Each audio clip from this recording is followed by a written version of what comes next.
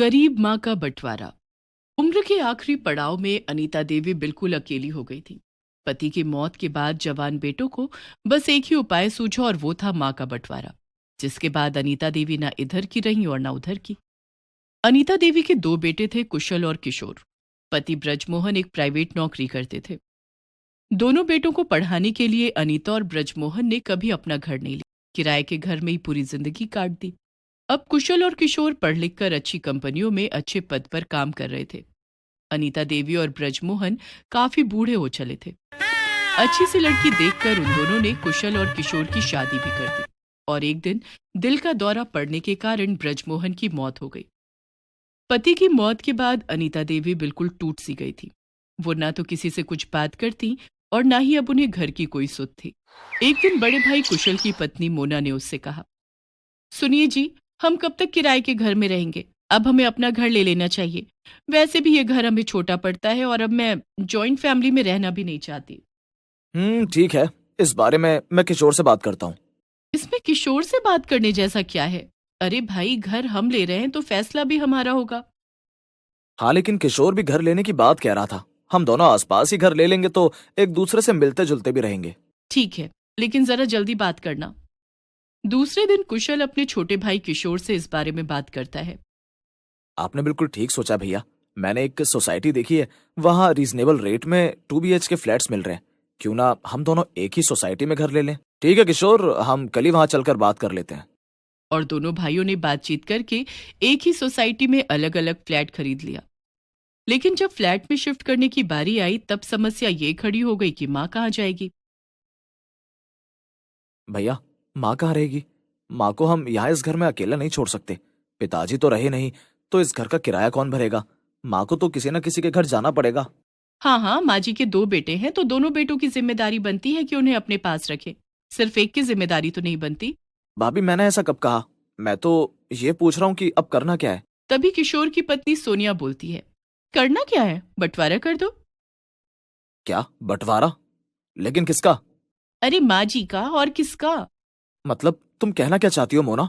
अरे माँ जी कुछ दिन हमारे घर रह लेंगी और कुछ दिन किशोर के घर। मैं एक उपाय बताती हूँ। अब हमारे फ्लैट्स तो बिल्कुल आमने सामने हैं, तो माँ जी के दिन का खाना कुशल भैया के घर पर खा लेंगी और रात का खाना हमारे घर पर। और माँ सोएगी कहाँ?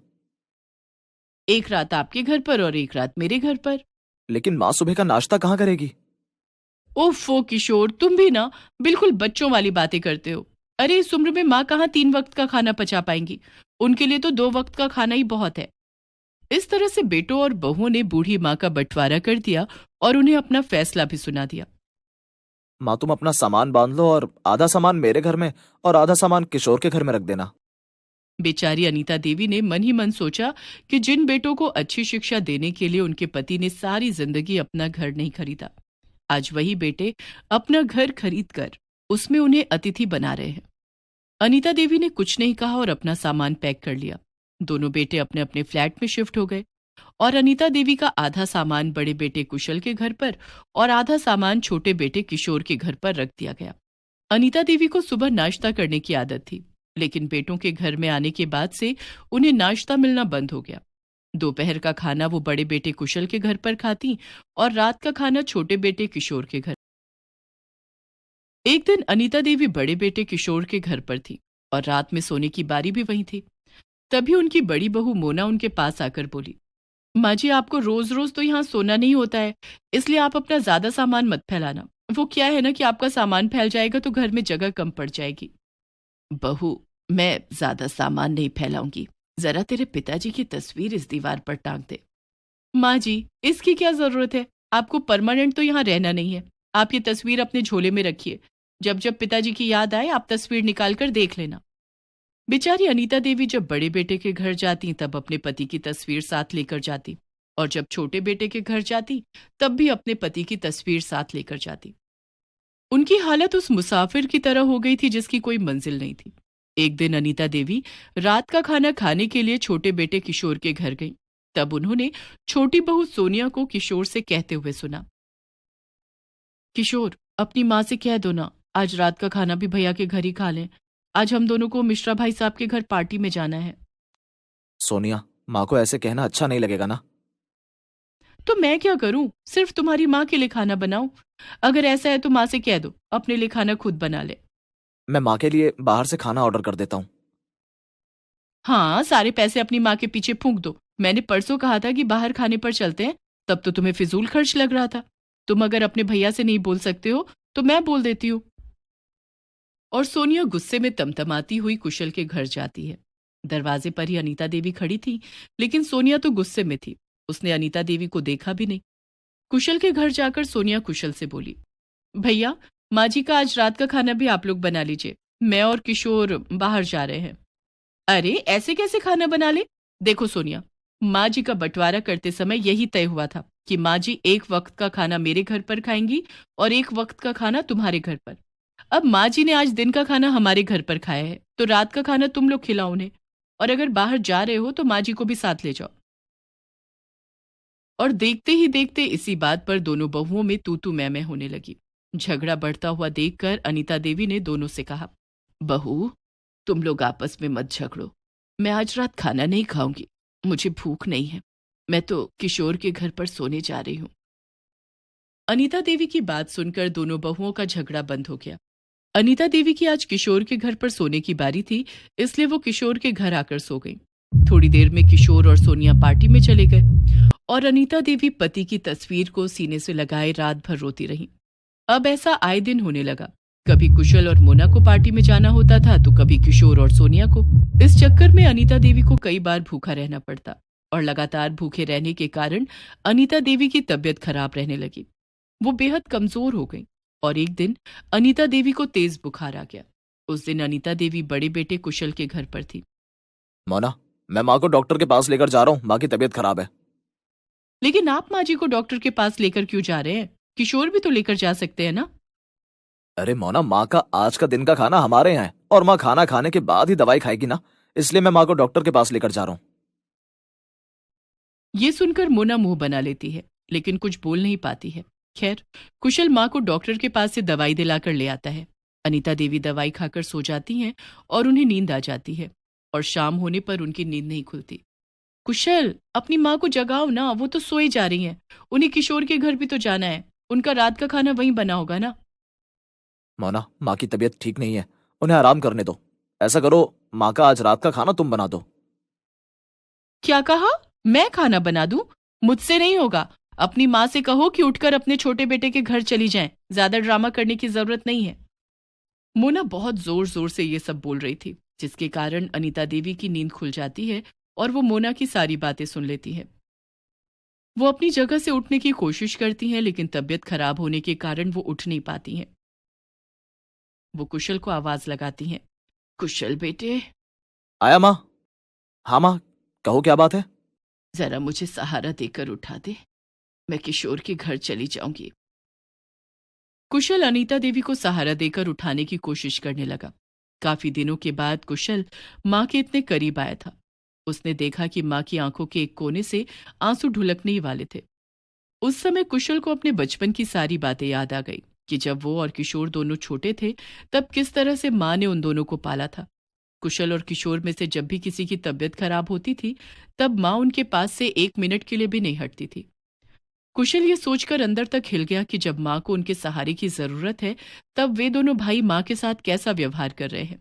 कुशल को अपने आप पर बहुत शर्मिंदगी महसूस हुई। कुशल ने माँ को वापस चारपाई पर बिठा दिया और बोला, माँ तुम आराम से बैठ जाओ, तुम्हें अब कहीं जाने की जरूरत नहीं है। तभी वहां मोना आ गई। क्या हुआ? माँ जी को आपने अभी तक उठाया नहीं? कुशल जरा सख्त लहजे में मोना से कहता है। नहीं उठाया क्योंकि माँ को आराम की जरूरत है। माँ की हालत ऐसी नहीं है कि उन्हें बार बार यहाँ वहां किया जाए। और मोना, ये मेरी माँ है, कोई सामान नहीं। माँ अब कहीं नहीं जाएगी, माँ यहीं रहेगी मेरे पास। माँ ने हम दोनों भाइयों का बहुत ख्याल रखा है और अब हमारी बारी है कि हम उनका ख्याल रखें। बड़ा बेटा होने के नाते मेरा ये फर्ज है कि मैं माँ का ख्याल रखूं। माँ अब इसी घर में रहेगी। जाओ जाकर माँ के लिए खाना बना दो, और अगर माँ के यहाँ रहने से तुम्हें कोई एतराज है तो तुम इस घर से जा सकती हो। कुशल की बात सुनकर मोना कुछ नहीं कहती है और चुपचाप रसोई घर में जाकर खाना बनाने लगती है।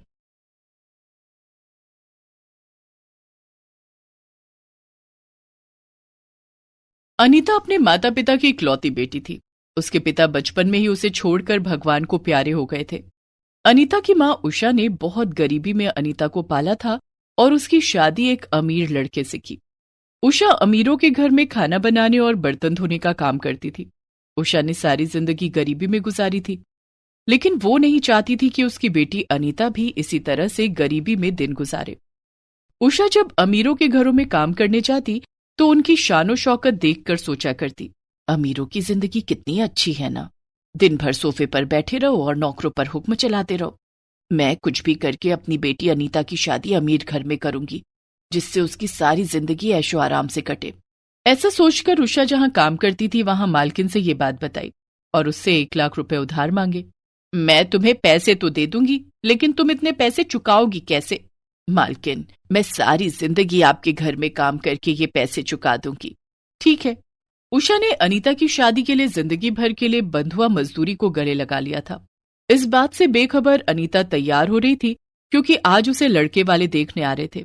एक मंदिर में अनीता को लड़के वाले देखने आए। उषा ने लड़के की माँ से कहा, बहन जी, मेरी बेटी पढ़ी लिखी नहीं है, लेकिन देखने में बहुत सुंदर है और घर का सारा कामकाज जानती है। बहन जी, हमें कौन सा लड़की से नौकरी करवानी है, हमारा तो खुद ही इतना बड़ा बिजनेस है। हमें तो बस ऐसी लड़की चाहिए जो घर के नौकरों पर नजर रखे और उनसे काम करवाए। लेकिन आपको दान दहेज देने के लिए मेरे पास पैसे नहीं हैं। मैं तो बारातियों को खाना ही खिला सकती हूँ। दान दहेज की भी हमें कोई जरूरत नहीं है, आप बस अनीता की शादी मेरे बेटे सुनील से कर दीजिए। उषा बहुत खुश हो गई। कुछ दिन के बाद अनीता की शादी सुनील से हो जाती है। शादी के बाद अनीता अपने ससुराल आ जाती है। वहां का ठाट बाट देखकर अनीता सोचती है, मेरा ससुराल कितना अमीर है, चलो अच्छा हुआ गरीबी से छुटकारा मिला। मेरा मायका कितना छोटा था, वहां ना तो एसी था और ना ही फ्रिज, कहीं आने जाने के लिए अपने पैरों पर ही चलकर जाना पड़ता था। यहाँ तो ढेरों गाड़ियां हैं, नौकर चाकर है, मेरी जिंदगी तो बड़े आराम से गुजरेगी। अनीता को ससुराल में कोई काम नहीं करना पड़ता था। वो दिन भर बिस्तर पर बैठी रहती, नौकर चाकर उसकी खिदमत करते थे। वहीं अनीता की गरीब माँ उषा सिर्फ 1 लाख रुपए में जिंदगी भर के लिए बंधुआ मजदूर बनकर रह गई थी। वो दिन के 12 घंटे अपनी मालकिन के घर पर काम करती, बदले में उसकी मालकिन उसे रूखा सूखा खाने को देती थी। धीरे धीरे वक्त गुजरता गया। उषा बूढ़ी हो गई थी और कमजोर भी। उससे अब ठीक तरह से काम नहीं हो पाता था, लेकिन उसकी मालकिन को उस पर जरा भी दया नहीं आती थी। वो अब भी उससे पहले की तरह काम करवाती। इधर शादी के बाद अनीता ने एक बार भी अपनी माँ को याद नहीं किया। एक दिन, अनीता, हमारी शादी को 2 साल बीत गए, क्या तुम्हें अपने मायके की याद नहीं आती? तुमने कभी भी अपनी माँ से मिलने की इच्छा नहीं जताई। चलो चलकर माँ से मिलाते हैं। मेरा वहां जाने का कोई मन नहीं है। मैं तो कहती हूँ आपको भी वहां जाने की कोई जरूरत नहीं है। उस तंग गली में हमारी बड़ी गाड़ी नहीं जा सकेगी। कौन कहता है हम गाड़ी से जाएंगे? हम दोनों रिक्शे से चलेंगे। क्या? मुझे रिक्शे पर बैठना पड़ेगा? नहीं नहीं, अब तो मैं गाड़ी पर ही बैठकर कहीं आना जाना कर सकती हूँ। अनीता, तुम्हें अपनी अमीरी का इतना घमंड हो गया है कि तुम अपनी माँ से नहीं मिलना चाहती हो? ठीक है, तुम्हें नहीं जाना तो मत जाओ, मैं माँ से मिलने जा रहा हूँ। सुनील एक रिक्शे पर बैठकर उषा से मिलने अपने ससुराल जाता है। वहां जाकर वो देखता है कि उषा के घर पर ताला लगा हुआ है। वो पड़ोसियों से उषा के बारे में पूछता है। वो तो शहर के सबसे बड़े सेठ के यहाँ काम करती है। सुबह 6 बजे जाती है तो शाम को 8 बजे आती है। ये सुनकर सुनील चिंता में पड़ जाता है। वो पड़ोसी से उषा की मालकिन का पता पूछकर वहां जाता है। वहां पहुंचकर जब उसने दरवाजे की घंटी बजाई तो दरवाजा उषा ने ही खोला, लेकिन उसे पहचानना मुश्किल हो रहा था। वो बहुत दुबली पतली और कमजोर हो गई थी। वो ठीक से खड़ी भी नहीं हो पा रही थी। सुनील को देखते ही उषा की आंखों से झरझर आंसू निकल पड़े। माँ जी, आप इस हालत में? दामाद जी, मैं यहाँ बंधुआ मजदूर हूँ। अनीता की शादी के लिए मैंने अपनी मालकिन से 1 लाख रुपए लिए थे और अब तक यहाँ काम करके वो पैसे चुका रही हूँ। लेकिन 1 लाख रुपए के लिए उन्होंने आपकी ऐसी हालत कर दी? काम कर करके आपकी तबीयत बिगड़ चुकी है, लगता है भरपेट खाना भी नहीं मिलता। तभी उषा की मालकिन वहां आ जाती है और सुनील से वहां से जाने के लिए कहती है। चला जाऊंगा, लेकिन अपनी माँ को लेकर। सुनील उसी समय अपनी जेब से 1 लाख रुपए निकालता है और उषा की मालकिन को दे देता है और उषा को अपने साथ घर ले आता है। अनीता, देखो तो कौन आया। अरे माँ, तुमने अपनी क्या हालत बना ली है? कभी तुमने माँ की हालत पूछी ही नहीं। आज इन्हें इस हाल में देखकर बुरा लग रहा है ना? माँ अब हमारे साथ यहीं रहेंगी। क्या माँ यहाँ रहेंगी? हाँ। लेकिन हमारे यहाँ तो नौकरों की हालत भी इनसे अच्छी है। ये यहाँ रहेंगी तो हम लोगों को क्या बताएंगे? अनीता, ये तुम कैसी बातें कर रही हो? लोग पूछे तो कह देना कि ये हमारी माँ है। अनीता की सास भी उषा के आने से बहुत खुश थी, लेकिन अनीता को अपनी माँ का यहाँ आना अच्छा नहीं लग रहा था। उसने अपनी माँ को रहने के लिए कमरा तो दे दिया, लेकिन कभी उस कमरे में झांकने भी नहीं जाती थी। वो अपनी माँ से वही सारे काम करवाती जो वो अपने नौकरों से करवाती थी। एक रात जब घर के सभी लोग खाना खा रहे थे, अनीता बहू, कल सुबह नाश्ता और खाना तुझे बनाना होगा। कल राजू काम पर नहीं आएगा, उसकी तबीयत खराब है। ठीक है माँ जी। लेकिन दूसरे दिन अनीता सुबह सुबह 5 बजे उठ जाती है। उस समय घर के सभी लोग सो रहे थे। वो उषा के कमरे में जाती है और सबके लिए नाश्ता और खाना बनाने के लिए कहती है। माँ, सभी के लिए नाश्ता और खाना बना दो, और किसी से मत कहना कि ये सब तुमने किया है, नहीं तो मैं तुम्हें घर से निकाल दूंगी। उषा अपनी ही बेटी के बदले हुए रूप को देखकर हैरान थी, लेकिन वो कुछ नहीं बोली और उसी समय उठकर रसोई में चली जाती है। उसने पूरे परिवार के लिए नाश्ता और खाना बनाया। आखिर में उसने सबके लिए चाय बनाई। तब तक सभी लोग सोकर उठ गए थे। तभी अनीता रसोई में आती है और उषा को उसके कमरे में जाने के लिए कहती है। उसके बाद वो सबके लिए टेबल पर चाय और नाश्ता लगाती है। अरे वाह, नाश्ता तो बहुत टेस्टी बनाया तुमने। आज तुमने पहली बार कुछ बनाया है। हाँ बहू, आज तो तेरे हाथ का खाना खाकर मुझे बड़ा अच्छा लग रहा है। ये ले मेरी तरफ से सोने के कंगन। अनीता खुशी खुशी कंगन रख लेती है और उषा की ओर देखकर मुस्कुराती है। बेचारी उषा कुछ नहीं कहती है। इस तरह वो सबकी नजर बचाकर अपनी माँ से काम करवाया करती। माँ से बात करने के बहाने वो उषा को अपने कमरे में बुलाती और उससे अपने पूरे शरीर में तेल मालिश करवाती। बेचारी उषा अपनी ही बेटी के ससुराल में नौकर बनकर रह गई थी। लेकिन अनीता को इस बात का बिल्कुल भी एहसास नहीं था कि वो क्या कर रही है।